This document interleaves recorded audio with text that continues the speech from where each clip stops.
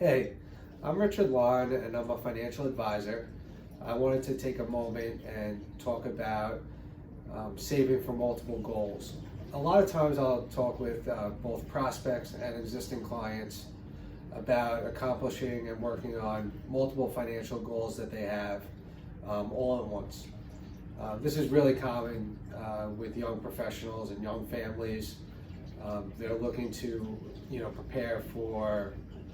They may be looking to buy a house. They may be looking to save for a child's college education. They may look to make sure that they're saving for retirement.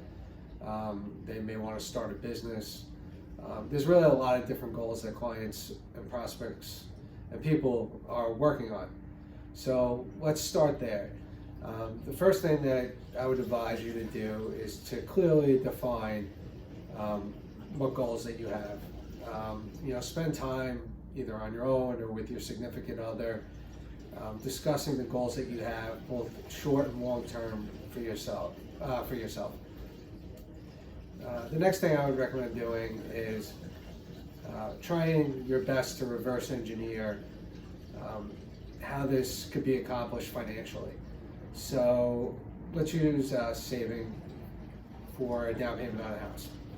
So let's say you want to buy a house that's $500,000 in 3 years, and you want a 20% down payment, so that's $100,000 that you'd like to have saved for the 20% down payment.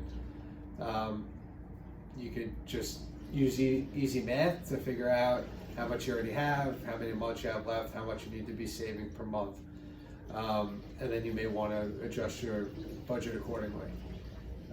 You may be looking to So that's what I mean when I say try to reverse engineer some of your shorter and long-term goals financially. Another thing I would advise is, this is especially if you have kids and you're looking to, I hear this all the time, put your kids in a better position than you were. That's great. But the first thing that I would do is make sure that you put yourself in a really strong financial position. You don't want to, you want to be in a strong position especially as you transition into retirement. The last thing that a baby boomer or a client wants to be in retirement is a burden on their kids. So make sure that you spend the time putting yourself in a better position, even if that means putting off, saving for college or something else. So that doesn't mean that I discourage saving for college or things like that, but I would want, it's just lower on the priority list in terms of making sure that you're taking care of, yourself. Another thing that I would advise clients to do is to give every dollar a job. So let's use this as an example. So let's say you look at your budget and you have an extra $2,000 a month coming in. It's great. Now divvy that $2,000 a month between multiple goals. An example of that would be, maybe 1,000 of that you want to put towards your emergency fund and or down payment on a house. Maybe 500 of that you want to save for retirement, into retirement accounts, beyond 59 and a half.